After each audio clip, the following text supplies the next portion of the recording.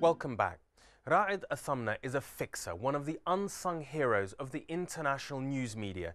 He has clients from all over the world, but today his professional detachment will be severely tried as his own relatives become casualties of war.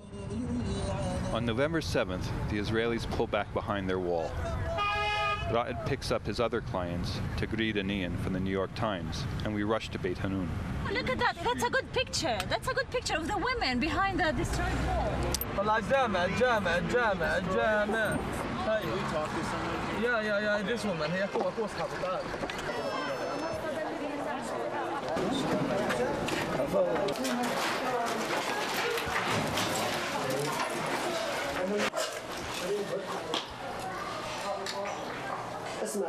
اليهود قصفوا المنزل فكله تهدم. من حطوا عبوة ناسفة في المنزل. This is my bedroom and my children room. This is my toys for my children. My name is Ines Saadat and my husband is Nader Mustafa Saadat. My children 3, Ahmed Nader Saadat and Zakaria and Sujud Saadat.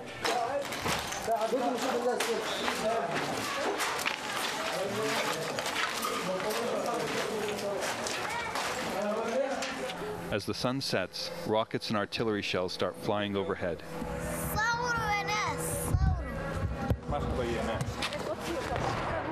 ايش اسمك حبيبتي؟ هيا ايش؟ هيا محمد حمزاوي.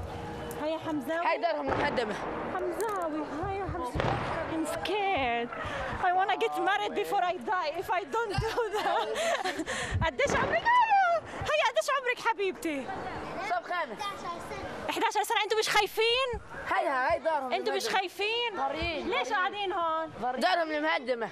They have no home. I said, why are you staying? They said they have no home to go to. No home? With 3 kids?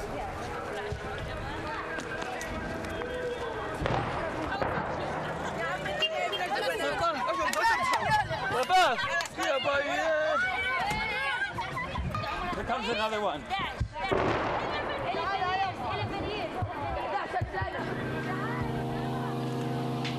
That night, I lay awake with the sound of Israel's unmanned spy planes circling overhead. In the morning, military aircraft scramble my TV signal, making it impossible to watch the news. Raed and I had a 7 a.m. appointment. I waited, but Raed didn't show up. I called, but Raed didn't answer. Word reached me that Beit Hanoun had been bombarded. Worried, I rushed to Raed's doorstep.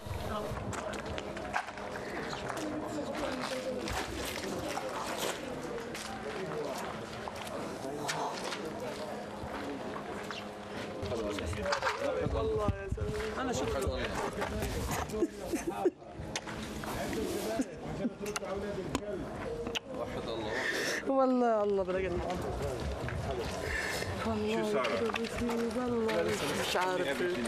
مش عارف شفت الولاد الصغار بموتوا مش عارف ايش.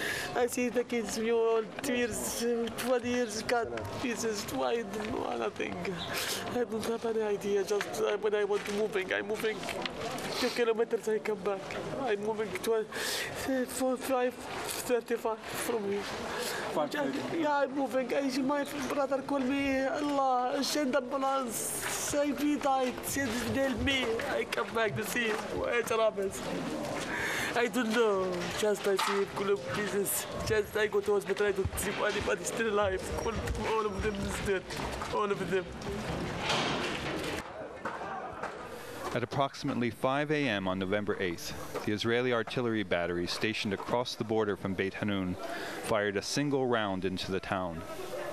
Shocked from their sleep, the Atharmneh family scrambled out of their beds and into the alleyway below. The battery then fired 14 shells in quick succession, which landed in the alleyway, killing 18 members of Raed's family and gravely wounding more than 40 others. Briefly, it was the top news story around the world. More bad news from Gaza.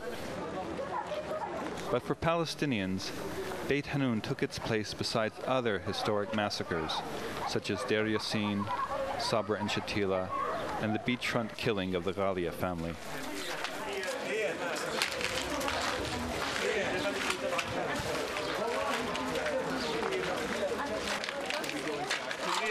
Suddenly, Tigrit and Ian found themselves reporting on their own driver's tragedy. This is dead people. This is, you see it. This for the, maybe see the girls here old 8 months, 1 year and a half. Maybe blood, his clothes, everything can you see it. Everything can you see it here. Everything. I want to see inside if you want. Hello.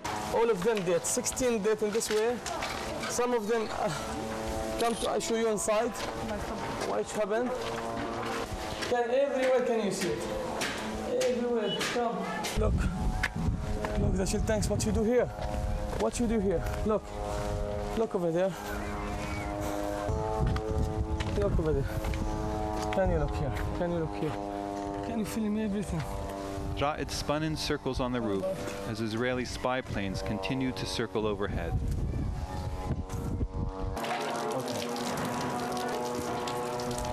He started getting interview requests from as far away as Australia.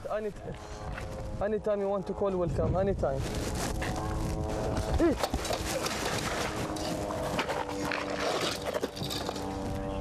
Yeah, film George's film now. Film everything.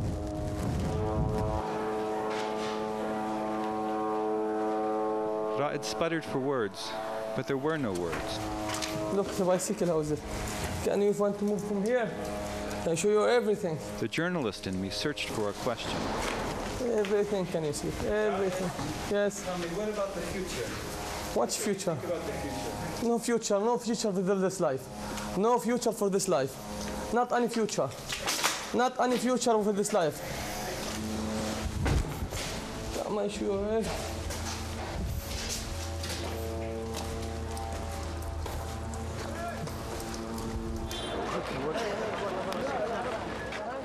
There was no more room in Beit Hanoun's old cemetery. So the next afternoon we walked with the bodies to a new burial ground on the outskirts of town. At the gravesite, I looked in vain for Raed, but found his father and his brother. The dead included Raed's grandmother, Haji Fatima Atharmneh, who was 86 years old, and Raed's uncle Masoud Atharmneh, 56 years old, and his wife Sabah, 46 years old, and their daughter Fatima, 16 years old, and little Maryam, 2.5 years old, and her baby sister Mesa, 8 months old, and Raed's nephew Mahmoud, 12 years old, and his brother Syed, 8 years old. That day, Israel expressed regret for the civilian deaths. Israeli Prime Minister Ehud Olmert said the artillery strike was the result of what he called a technical failure. Some of them tell sorry. Who's sorry? Which sorry for this Finnish family? Which sorry for 18 death, for most of them in hospital without foot, without hand? Which sorry? Which peace with this Nazi? Which peace with this Sahyoni? No peace. No life with these people. Just I tell you, if you finish my family, I am still alive. I want to buy new children to attack these people. I don't forget my uncle, I don't forget my brother, I don't forget all my family. I don't forget him if you are still alive 100 years. I don't forget him. I don't forget him. I forget 18 death. How I forget 18? How I forget 18? 18, most of them kids and women and old people. How 18 years, 16 years, 17 years, 8 months, 1.5 months. How I forget? No way, no way. No way to forget, no way to forget anybody from this family. No way. In the following days, the crowds and the cameras drifted away. Raed was back at work just days after the massacre of his family. He had no choice. His family and his clan depended on his earnings to live. It's another tale of how the people of Gaza carry on despite appalling violence. And though he carried on through his pain and shock, every once in a while, Raed's black sense of humor resurfaced.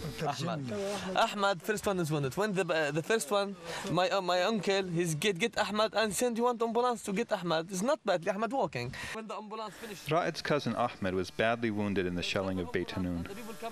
Both his parents were killed before his eyes, and he was buried under rubble, conscious but unable to speak. Thinking him dead, the medics took him to the hospital mortuary. Ahmad till تعوض Allah. No way to get me, because he's still him is smarter. Yeah. طب انزل. يا زلمه انزل مش فاضي لك الكلام. Where does he want to go? No, he wants to stay here. Don't go any place. No. I don't give him to go any place. All of them moving. يلا سلام. My first assignment with Raed after the incident was to check reports that an old British burial ground had been damaged during an earlier Israeli attack. At the close of the First World War, the British Army built this beautiful cemetery near Beit Hanoun as a resting place for thousands of Allied soldiers killed in Gaza. Over the years, the cemetery has been carefully tended by local Palestinian gardeners, paid by the British. This small plot of land is one of the few places lovingly cared for in Gaza. While I was filming the broken tombstones, Raed drifted away. Amid the cemetery's trees and flowers, Raed rested and found some temporary peace. For a few minutes, I forgot about my assignment. In a world of violence, where peace is so rare, this was a moment I wanted to last. The news story could wait for another day. Despite everything that continues to go on there, Raed is still working as a fixer in Gaza. Thank you for watching, and I hope you'll join me next time for another edition of Witness.